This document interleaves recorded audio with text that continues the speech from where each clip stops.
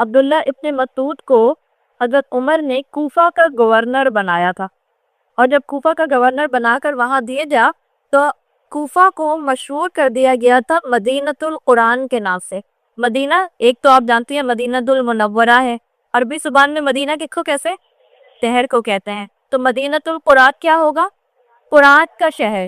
یعنی جب عبداللہ ابن مسعود کوفہ گئے ہیں تو وہاں کے پورے شہر کو مدینۃ القرآن کہا جانے لگ گیا تھا، یعنی اتنا زیادہ لوگوں کے اندر علم آ گیا تھا۔ اور کوفہ وہ شہر ہے جہاں سے بہت اسکالر بعد میں تاریخ کے اطلاق کے اندر آئے، ایک شخص کی وجہ سے وہ کون ہو؟ عبداللہ ابن مسعود۔ اور کیوں اس کی وجہ سے اتنا اسٹرانگ اس ساتھ کا ایک یہ کہ وہ واقعی قرآن سے چکت کا قرآن سے اس کی گفتگو میں قرآن ہوتا تھا، اس کی سیبنالوجی میں قرآن ہوتا تھا، اس کی مسیحت میں قرآن ہوتا تھا۔ وہ قرآن کو صرف عبادت کی قوم پہ صرف دائنات پر بیٹھ کے یا قرآن کی تلاوت کے وقت نہیں محسوس کیا کرتے تھے، وہ قرآن کو آج جتبی میں ریلیٹ کیا کرتے۔ یہ خوبصورتی آپ کو نظر آتی ہے۔ اب ابن مسعود کے لیے رسول اللہ صلی اللہ علیہ وسلم نے فرمایا تھا من اراد یسمع القرآن رتب کریہ کما اکمل، تمہیں جو چاہے کہ وہ قرآن کو ایک سنے جیسا کہ فریش تازہ قرآن نازل ہوا ہے، تو وہ عبداللہ ابن مسعود کی تلاوت کرتے ہیں۔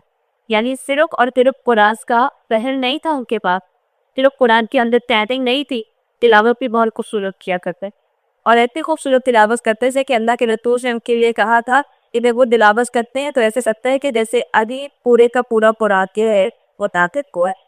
دیکھیے خوبصورتی ہے تحاوت، یہ خوبصورتی ہے ہر اس انسان کی جو اپنی زندگی کے اندر قرآن کو شامل کرنے کا، اور یہ آپ کا اور میرا ڈیکریشن ہے کہ آپ اور میں اپنی زندگی میں قرآن کو شامل کرنے والے ہیں۔ آپ نے جب پڑھا لا الہ الا اللہ محمد رسول اللہ، جب آپ صبح شام کی دعائیں پڑھتی ہیں، آپ وہاں اوپر ڈیکریشن کرتے ہیں رضیت باللہ ربا وبالاسلام دینا وبمحمد نبیا، اور یہ خود دعا کرتے ہیں، اور یہ اوپر ڈیکریشن کہ میں راضی ہو گئی اس بات پر، یعنی میرا ٹرسٹ ہے کس بات پر کہ میری زندگی میں خوشی آئے گی یا غم آئے گی، یا غم آئے گا کس کی طرف سے آئے گا؟ اللہ کی طرف سے آئے گا۔ اگر مجھے روزے کے سر میں درد ہوگا کس کی طرف سے ہوگا؟ اللہ کی طرف سے ہوگا، اس لیے ربی ہوگا، اللہ کا ہوگا۔ ہاں کہ آپ نے تحری جو ہے وہ کچھ بھی نہیں کھائی، آپ کے بچے تحری کھاتے ہوئے بہت زیادہ اچیومنٹ ہوتا ہے، ان سے نہیں کچھ کھایا جاتا، کہ یہ تین آپ کے لیے پورا آپ کو دیکھنے کہ کیا آپ کے ہاتھ کی کمائی ہے اور کیا آپ کے اوپر چیز اللہ کی طرف سے آزمائش کے طور پر آ رہی ہے۔ بہرحال اللہ تعالیٰ یہ چاہتے ہیں کہ یہ قرآن میری اور آپ کی تھنکنگ کو بدلے، یہ قرآن مجھے اور آپ کو ٹرانسفارم کرے۔ اللہ نے قرآن کے لیے کہا ہے شفاء لما فی الصدور، دلوں کے لیے جو تینوں کے اندر ہے، جذبات ہیں، جو ارادے ہیں، جو تھاٹ پیٹرن ہے، اس کے لیے یہ قرآن شفا ہے، یہ پوری امت کے لیے شفا ہے۔ اور یہ امت کے لیے قرآن شفا تب بنے گا جب آپ اور میں اس کو سمجھ کر پڑھیں گے۔ آج آپ اور میں قرآن کے ترجمے پڑھ رہے ہوتے ہیں، اور ان کے بعد ایک نبی کا قصہ، ایک رسول کا قصہ، ایک امت کا قصہ آ رہا ہوتا ہے، ایک لفظ ایسا آتا ہے کہ جب آپ اتنا زیادہ قرآن سنتے ہیں تو آپ کو لگتا ہے آپ کوئی فکشنل سٹوری جو ہے وہ سن رہے ہیں، آپ کوئی ہسٹوریکل فگر جو ہے، آپ کوئی ہسٹری اس کی بات سن رہے ہیں، اور کب موسیٰ علیہ السلام کے ٹائم سے یہ ہوا، عیسیٰ علیہ السلام کے ٹائم پر یہ ہوا، نوح علیہ السلام کی قوم کے ساتھ یہ ہوا۔ قرآن فکشنل سٹوری نہیں سناتا، قرآن مجھے اور آپ کو ان کی ایک آیت کے ساتھ لنک کرنا چاہتا ہے۔ قرآن کہتا ہے کہ میں ہر آیت کے موجودے کو محسوس کروں، اور ہر آیت مجھے پرسنلائزڈ لیٹر کی طرح محسوس ہوں۔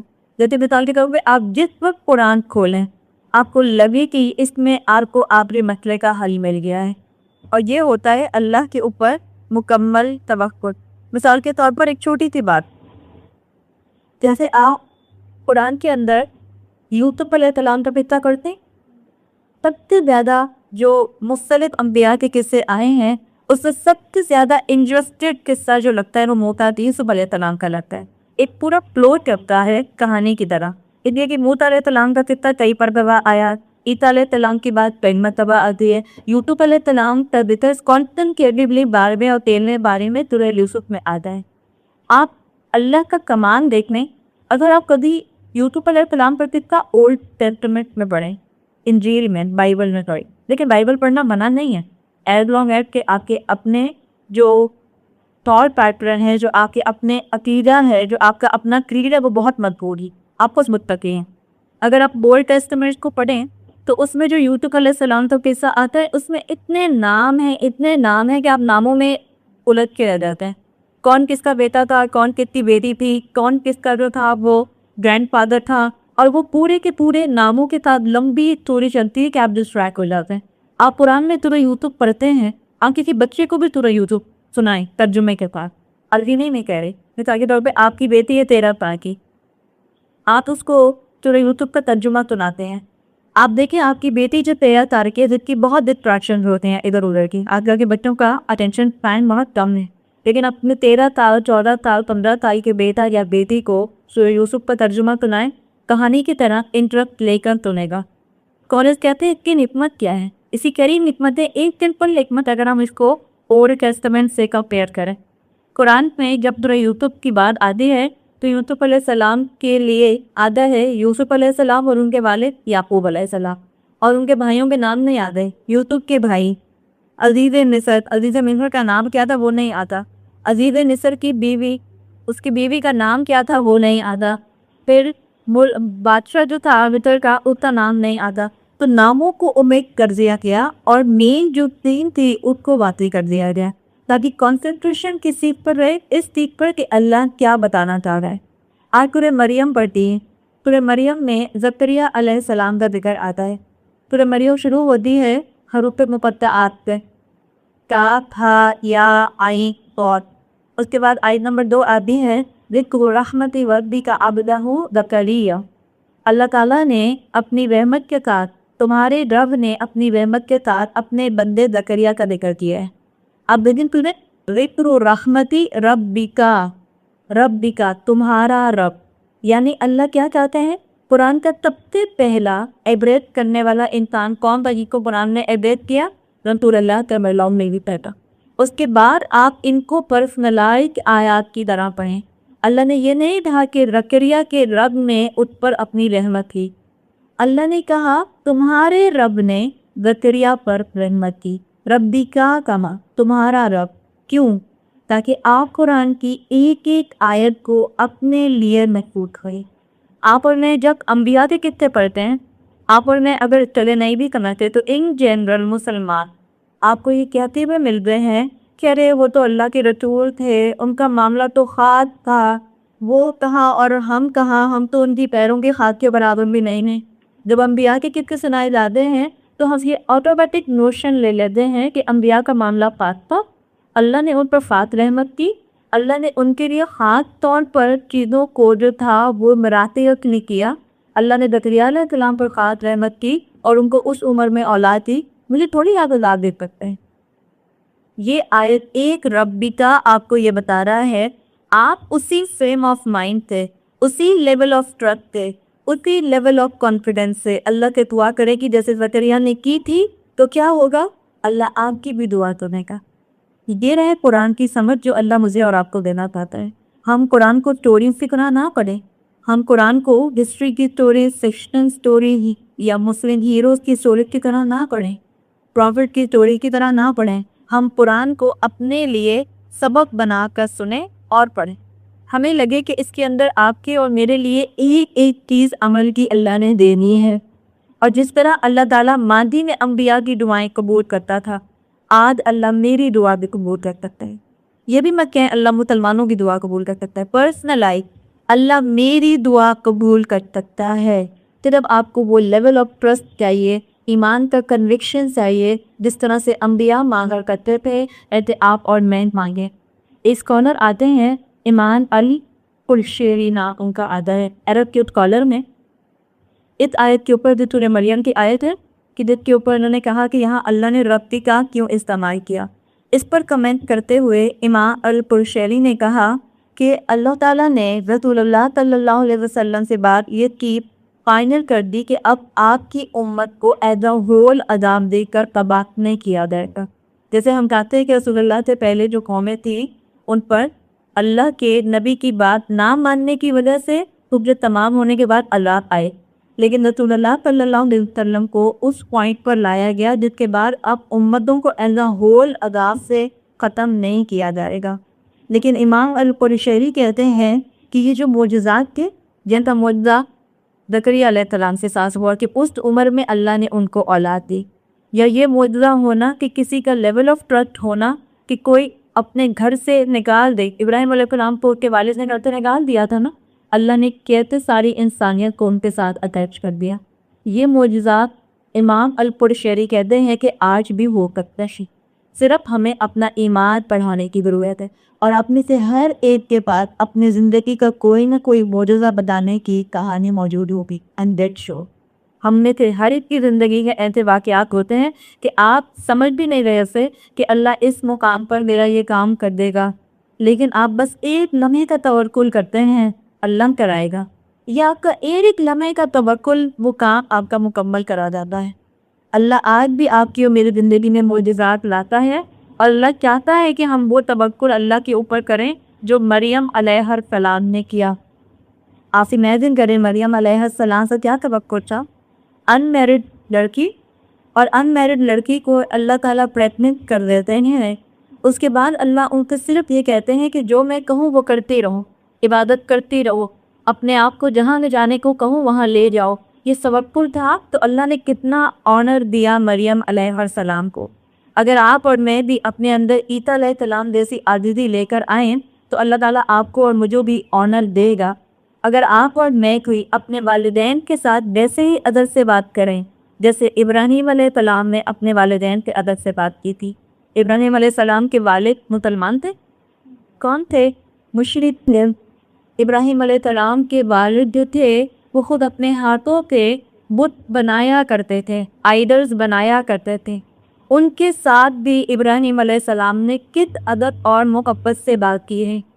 ان کے ساتھ بھی ابراہیم علیہ السلام نے کتنے زیادہ لحاظ کے ساتھ اللہ کا پیغام دیا ہے۔ اگر آسم میں بھی اپنے والدین کے ساتھ اتنے ادب سے بات کریں، اللہ آپ کو اور مجھے بھی ایموشنل اسٹرینتھ دے گا۔ جب ہم اولاد ہونے کے اینگل سے اپنے ماں باپ کو دین کی کوئی بات بتانا چاہتے ہیں اور وہ نہیں سمجھ پاتے تو ہمیں زیادہ پر کیا آتا ہی؟ بہت غصہ آتا ہے، بہت زیادہ غصہ آتا ہے۔ ماں باپ کے اوپر غصہ کرنے کی آپ کو اور مجھے کسی بھی طرح سے کوئی اتھارٹی نہیں دی گئی۔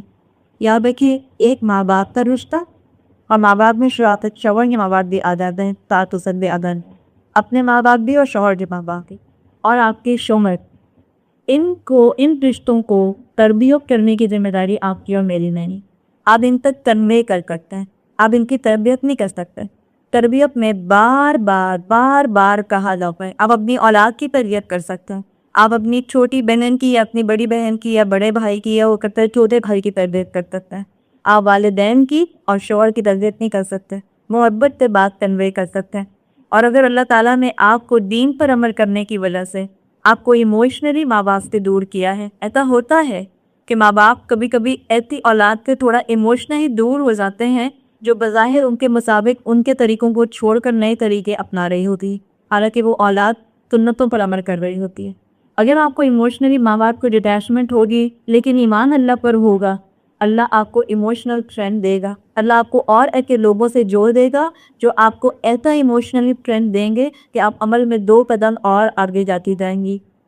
کیونکہ اللہ تعالیٰ نے مجھے اور آپ کو جو کہ بتائے ہیں، یہ اللہ نے بتائے ہیں تاکہ ہم اس کو اپنے ساتھ اپنی زندگی پر اپلائی کر سکیں، تاکہ ہمارے دلوں کے تالے کھل سکیں اور ہم قرآن پر غور کر سکیں۔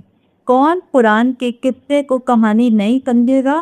جو قرآن پر غور کرے گا، جو قرآن پر فکر کرے گا، جو قرآن کی ایک آیت سے اس وقت تک نہیں ہٹے گا جب تک کہ وہ آیت اس کو کتنی حد تک سمجھ نہ آ جائے اور وہ اس کے عمل میں شامل نہ ہو جائے۔ پھر محمد کی آیت یاد کر لیں جو ہم نے اس تقدان کا اپنے ساتھ لے کر چلنی ہے، افلا یتدبرون القرآن، کیا یہ قرآن پر تدبر نہیں کرتے؟ ان علی قلوب اقفالها، اللہ نے کیا اس کے دلوں پر تالے پڑے ہوئے ہیں؟ کون سے تالے پڑے ہوئے؟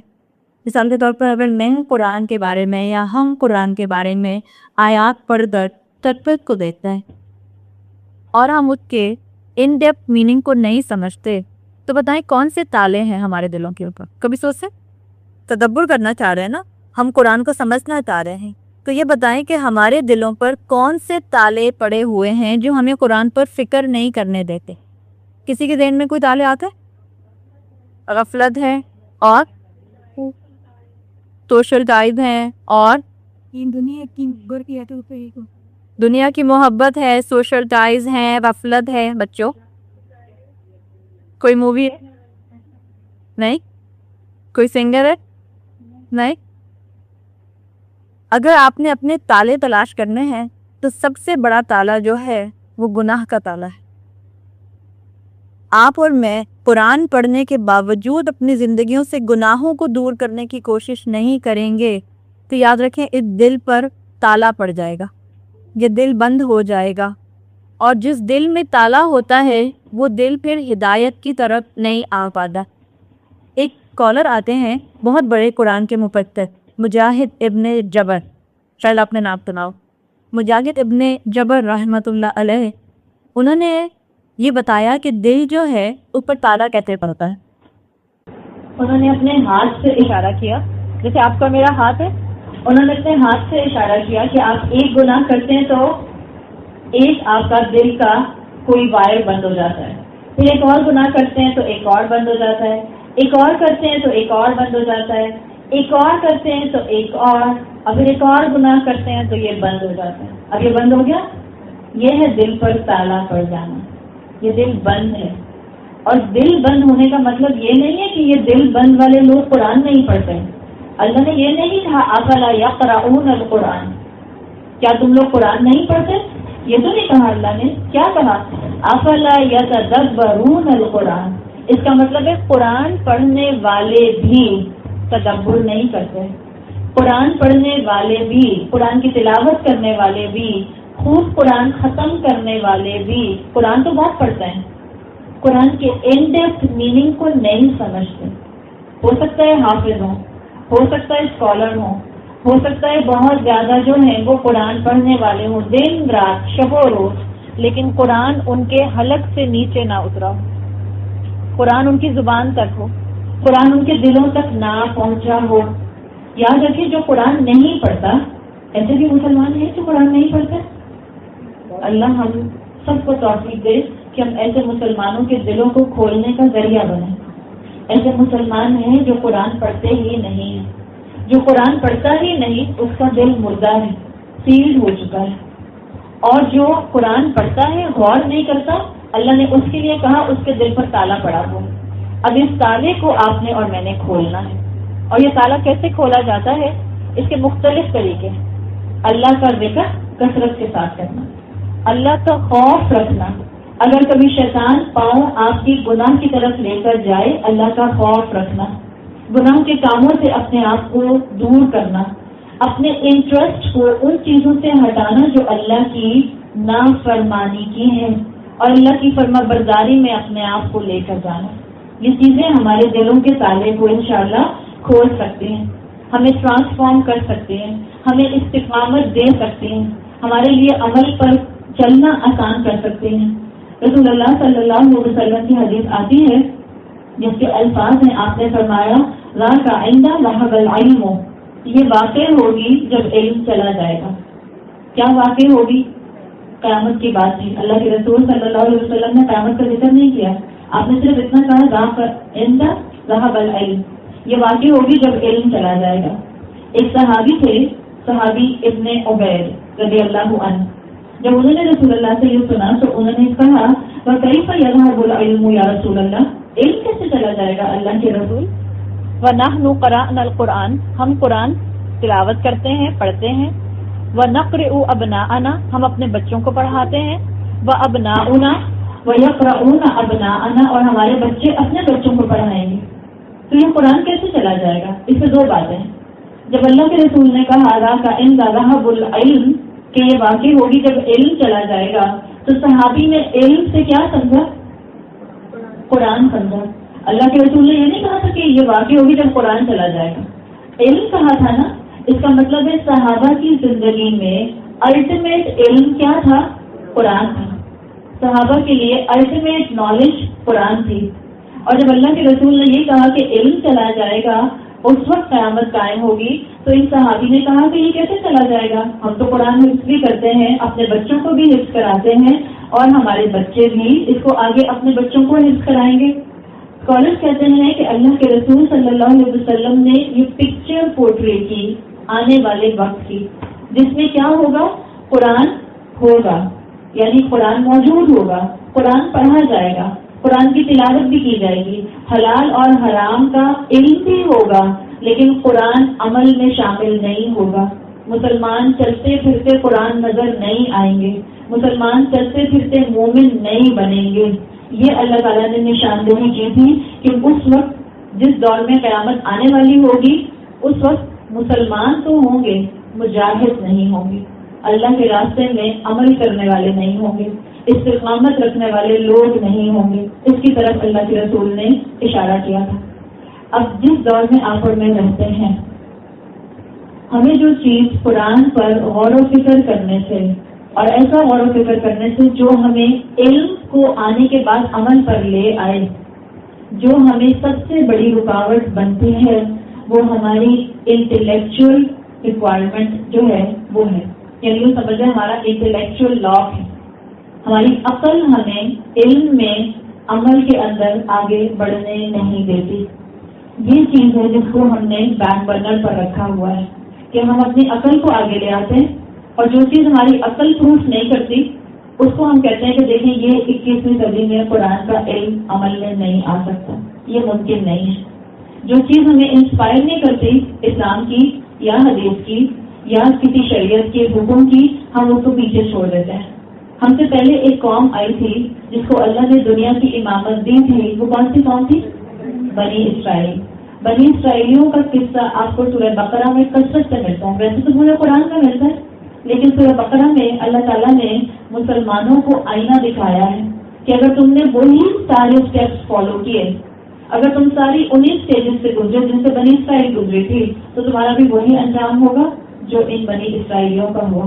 ان بنی اسرائیلیوں کے لیے اللہ نے کہا تھا وَمِنْهُمْ أُمِّيُّونَ لَا يَعْلَمُونَ الْكِتَابَ إِلَّا أَمَانِي، ان میں لوگ ہیں جو قرآن کو کیسے پڑھتے ہیں؟ اپنی وشفل تھنکنگ کے مطابق، جیسا چاہتے ہیں قرآن سے ویسا حکم نکال لیتے ہیں۔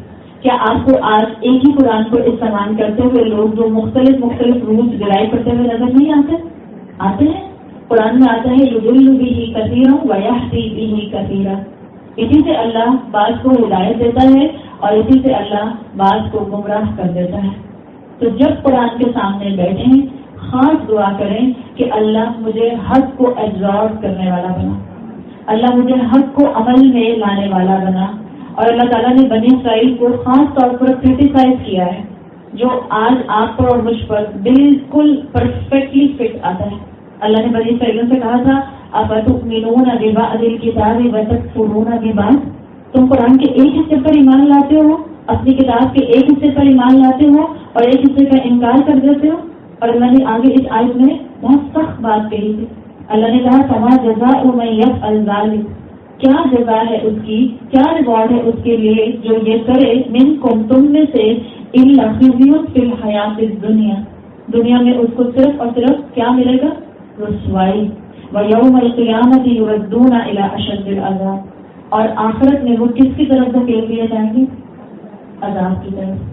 اللہ تعالیٰ آج مسلمانوں کو یہ تصویر دکھا رہا ہے کہ آج مسلمان اوور آل دنیا میں رسوائی پر ہیں، جتنا مسلمانوں کو آج کل ٹارگیٹ کیا جاتا ہے خبروں کے اندر، میڈیا کے اندر، بلٹنز کے اندر، نیوز پیپر کے اندر، آرٹیکلز کے اندر، بلاگز کے اندر، اس سے پہلے مسلمان کبھی اتنے ٹارگیٹڈ نہیں تھے، اس لیے کہ ہم مسلمان قرآن صرف تلاوت کی حد تک کرتے ہیں، قرآن صرف سرفیس تک ہمارے ہاتھوں میں ہے، ہم اس کی ڈیپتھ میں جانے کی کوشش نہیں کرتے، اپنی زندگیوں سے ہم وقت نہیں نکال رہے کہ ہم قرآن کی ڈیپتھ میں جا کے قرآن کو اپنے اوپر امپلیمنٹ کرنے کی اسٹرینتھ حاصل کریں، ہمیں اس کی آج ضرورت ہے۔ اور یہ جو آتا ہے نا کہ بعض قرآن کے حصے پر عمل کرنا اور بعض کو چھوڑ دینا، اسکالرز اس کو کفر کہتے ہیں التدرج بالکفر، یعنی گریجولی کفر کی طرف موو کرنا، گریجولی اپنے آپ کو ڈس بلیور بننے کی طرف لے کر جانا۔ پہلا اسٹیپ کیا ہوتا ہے؟ اپنی مرضی کے احکامات پر عمل کرنا۔ نماز پڑھنا آسان ہے تو نماز پڑھ لی، روزہ رکھنا آسان ہے تو روزہ رکھ لیا. زکات دینی بہت سے مردوں کو مشکل لگتی ہے تو زکات دینے میں ڈنڈی مارتے ہیں. آج مسلمان امت صحیح جذبے کے ساتھ اور صحیح کوانٹٹی میں زکات نہیں نکالتی. یہ حقیقت ہے. اگر مسلمان صحیح طرح سے زکات نکالیں تو آج کا کتنا بڑا طبقہ جو پسا ہوا ہے, جو ڈاؤن ٹراڈن ہے, وہ اپلفٹ ہو سکتا ہے. نہیں نکالتے. ہم مسلمان خواتین, ہمیں ذکر کرنا آسان لگتا ہے, ذکر کر لیتے ہیں. ہاں, جو اللہ نے ایک پروٹوکال دیا ہے کہ جب تم اپنے گھروں سے نکلو تو کیسے نکلو, مشکل لگتا ہے تو چھوڑ دیتے ہیں. یہ تدرج بالکفر کی پہلی اسٹیج ہے. اپنی مرضی کا دین اپنانا, اپنی مرضی کے دین پر عمل کرنا, اپنی مرضی کے احکامات کو اڈاپٹ کرنا اور باقیوں کو ریجیکٹ کر دینا. یہی چیز پھر انسان کو وشفل تھنکنگ کی طرف لے کر جاتی ہے. وشفل تھنکنگ کیا؟ ہاں, اللہ اتنی پیٹی پیٹی چیزوں پر تھوڑی پکڑے گا. کیا ہو گیا اگر میں امی سے پوچھ کے نیو پلیکس چلی گئی تھی مووی دیکھنے کے لیے, اللہ تھوڑی اتنی چھوٹی بات پہ پکڑے گا. میں رمضان میں 30 روزے رکھ کے اللہ سے خوب معافی مانگ لوں گی اور اس کے بعد چاند رات میں اپنی اماں سے کہوں گی اماں پھر بھیج دیں مجھے نیو پلیکس, اس لیے کہ میری ساری فرینڈس آ رہی ہیں. اپنی وشفل تھنکنگ ہے یہ, اور کچھ نہیں ہے. اور پھر جب انسان وشفل تھنکنگ میں جاتا ہے تو قرآن کے میجر احکامات کو نیگلیکٹ کرتا ہے, اور جب میجر احکامات کو نیگلیکٹ کرتا ہے تو کفر کے الٹیمیٹ اسٹیج پر چلا جاتا ہے, اور وہ ہے قرآن کو پیٹھ کے پیچھے پھینک دینا. ٹوٹلی ڈس گریس ایٹیٹیوڈ. جب افطاری کی تو افطاری کی دعا تو پڑھ لی, اور جب مسجد تراویح پڑھنے کے لیے گئے تو اس وقت احساس نہیں کیا کہ میں اس حلیے کے اندر مسجد کے لیے نکل سکتی ہوں یا نہیں نکل سکتی.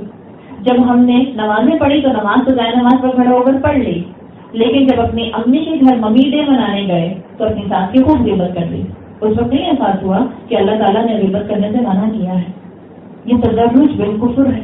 انسان گریجولی اپنے آپ کو کفر کی طرف لے جانا شروع کر دیتا ہے. اور یہ انٹلیکچوئل لاکس جو ہیں, اس کو کھولنے کا طریقہ کیا ہے کہ مسلمان قرآن کا, حدیث کا, سیرت کا, اسکالرس کے کیے ہوئے کام کا علم حاصل کرے. صحابہ کا تعلق ہوتا تھا قرآن کے ساتھ. عبداللہ ابن عباس کا نام سنا؟ بہت بڑے مفسر قرآن عبداللہ ابن عباس. عبداللہ ابن عباس کے لیے آتا ہے کہ ایک مرتبہ وہ کسی سفر سے آئے تو ان کو یہ اطلاع دی گئی کہ آپ کے بیٹے کا انتقال ہو گیا ہے. حضرت عبداللہ نے جیسے ہی خبر سنی ایک سائڈ میں گئے اور 2 رکعت نماز پڑھ کر نیت کر لی, اور اس کے بعد دعا کی فعلنا ما امرنا ربنا وبشر الصابرین. ہم نے وہ کیا جس کا ہمارے رب نے ہمیں حکم دیا, اور صبر کرنے والوں کے لیے خوشخبریاں ہیں. اب امیجن کریں بیٹے کا انتقال کی خبر سننا, اور وہ بھی سفر سے آنے کے بعد. اس وقت تو ٹیلی فون نہیں ہوتے تھے, اس وقت تو ای میلز نہیں ہوتی تھی, اس وقت تو واٹس ایپ نہیں ہوتا تھا, اس وقت تو موبائل فونز نہیں ہوتے تھے. وہ کتنے دنوں بعد آئے ہوں گے اور ان کو پتہ چلا ہوگا کہ ان کے بیٹے کا انتقال ہوا. اس کے اوپر ان کا پہلا عمل صبر. مسلمان کا عمل خوشی آئے تو اللہ کی طرف دوڑتا ہے, غم آئے تو اللہ کی طرف دوڑتا ہے. قرآن اس کی زندگی میں شامل ہوتا ہے. ہمیں کیا سکھایا گیا جو ہمارے بیسک ایٹیکیٹس ہیں کہ جب آپ کو کوئی نعمت ملے تو کیا کہتے ہیں, کون سا فریز کہتے ہیں؟ الحمدللہ. الحمدللہ قرآن کا فریز ہے. جب ہم کسی کا انتقال کی خبر سنتے ہیں تو ہمیں کیا سکھایا گیا ہے, ہمیں کیا کہنا چاہیے؟ انا للہ و انا الیہ راجعون. یہ بھی قرآن کا فریز ہے یا نہیں ہے؟ یہ بھی قرآن کا فریز ہے, سورہ بقرہ میں آتا ہے.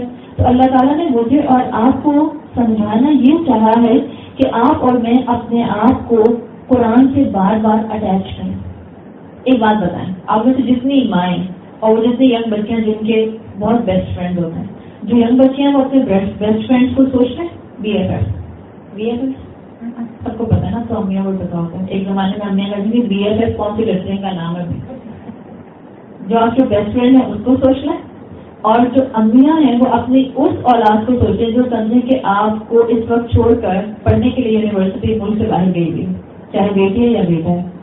آپ سوچیں کہ آپ کو اپنا بچہ جب بہت یاد آتا ہے اور وہ آپ سے کانٹیکٹ نہیں کر پا رہا, ٹائم زون کا فرق ہے یا اس کی مصروفیت ہے یا اس کے ایگزامس ہو رہے ہیں, تو آپ کیا کرتے ہیں کہ آپ اس کی پرانی ای میلز نکال کر پڑھنا شروع کر دیتے ہیں, یا آپ اس کے پرانے میسیجز کو پڑھنا شروع کر دیتے ہیں. اب جب آپ اس کے میسیجز پڑھتے ہیں تو آپ کو ایک آٹومیٹکلی اندر سے سیٹسفیکشن اور سکون ملتا ہے. ایسا ہوتا ہے کہ نہیں ہوتا؟ جب آپ کو اور مجھے اللہ یاد آئے گا تبھی ہم زندگیوں میں قرآن کھولیں گے. اب ذرا اپنی زندگیوں میں ہم جھانک کر دیکھیں, ہمیں بتانے کی ضرورت نہیں ہے, نہ آپ کو اپنے برابر والی کو بتانا ہے نہ مجھے آپ کو بتانا ہے.